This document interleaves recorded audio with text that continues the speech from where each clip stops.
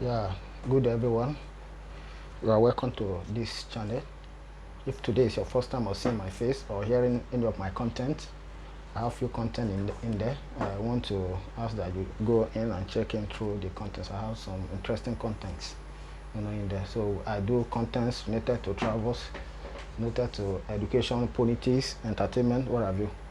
So I want to enjoy you to please, comment, like, subscribe, and turn on the notification bell. The bell there, just turn it on so that whenever I make a video, you'll be the first person to be reminded of. So today I want to talk on the differences, variation, or let's say the differences between studying in Nigeria and studying in in abroad. From in my own case, I'm studying in Malaysia. So I'm doing my master in Malaysia. So before I start, majorly, I want to talk briefly on. I want to give a little, description or history about myself. Though this video I may say a disclaimer, the content may differ a bit from other persons who are from other countries and other institutions, even in this same country. Okay, so that is just a disclaimer. So let me just give a little description about myself for many of you who are not that aware of me. I am from Nigeria. Actually, I did my first higher education. Yeah, NC. I got my NC in Nigeria. I did that for 3 years. After that, I proceeded to University of Abraka, there in Delta State. So because I got my NC, so I have to start with second year in university. So I spent 3 years in NC. I did a BNC 3 years to making altogether 6 years. So before I traveled to Malaysia to do my master degree.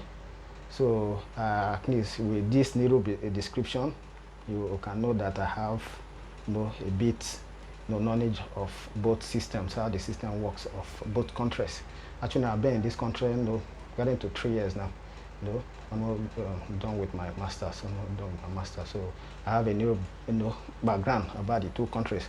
So actually, I want to say give the differences, the similarities. Let me just give the differences between studying in Nigeria and studying in Malaysia or in abroad or so far. So let me just start with let me start with okay. Let me start with the university, in okay. Let me just say the universality in educational systems in both countries.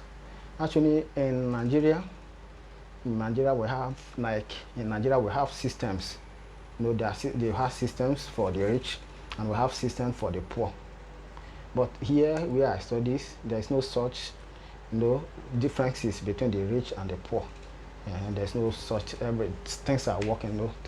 So there's no, like in Nigeria, you see some expensive school, like private school majorly. You see, you might see rich children there.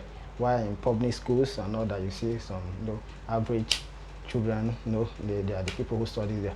But here and you find that the teaching in private school is a little bit, there's a variation between the teachers in primary school, the attention they give those in private school and those they give in public schools. So, but here you find that there's no difference.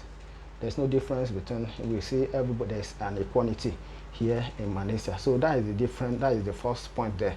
So the second point I want to give here is let me just say the impediment, or what would I say, the delays studying in these two countries. Actually, I studied in Nigeria. In Nigeria, so to say, there are so many delays, impediment when you are in the course of studying, most especially resulting from this ASU strike.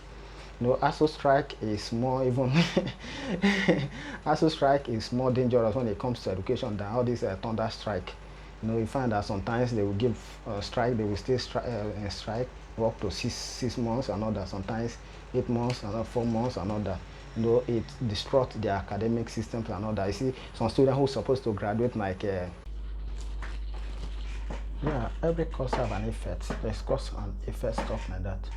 You see, when this happened, because of these delays in resulting from ASU strikes, so what happened that a student who's supposed to graduate like a limit of 4 years will have to graduate 5 years or months additional. So this is the cost and all that. So the next point I want to talk about is the basic amenity or infrastructures. But in the case of infrastructures, there are infrastructures, compare the infrastructure between the school, my former school in Nigeria, and the one I am right now. So the infrastructure here is good, top notch. Indeed, I'm going to dedicate a separate video for infrastructures. I'm going to dedicate a separate video for infrastructures. So I'm going to skip that and jump to the next point, which is, let me just talk the teaching system and all that. Actually, the teaching system in Nigeria is majorly on theory. So the basically on theory. So you can succeed if you're able to cram in Nigeria. The lecturer going to come, give you a handout, you go and read and all that. So he expected during test and all that, or exam and all that, he set a question, theoretical based and all that. Then you pour everything. If you're able to cram the stuff and all that, pour everything to him, then you have ace. If you're not able to cram stuff like that, maybe you write based on your experience and all that. So lecturers, I experienced it. So lecturers say, in Nigeria, we will not give you good marks and all that. But here, they don't deal with theory. They basically on practical. They just narrow about theory. They're going to tell you this, then you do it practical. So here, if you are unable to prove something, then you don't know it. So here in this school I am right now, UPM, they basically on research, practical intense. That is what they are after. They are not after your theory. They're after your research. Whatever you say, you can be able to justify it. They need justification, proof that indeed you know it, not just theoretical stuff and that. So in terms of school stuff, I would say in this modern society, education should be like, education should be practical, not theory. Okay, it should be practical. Whatever you say, you will be able to justify whatever you say. That is what this school, they are, talk much. It is the duty of teacher, the student to say, okay. They will give you a portion of stuff to go and research, research, do your research, in-depth research. Then you're going to come to class, the lecturer is going to sit and what you teach. Then you say you teach other of your classmates and the lecturer what you understood about this. I remember I do many researches on like the Ethiopia clash, the one that happened, it wasn't 2019, stuff like that. So I did a research on that. You have to come to the class and present.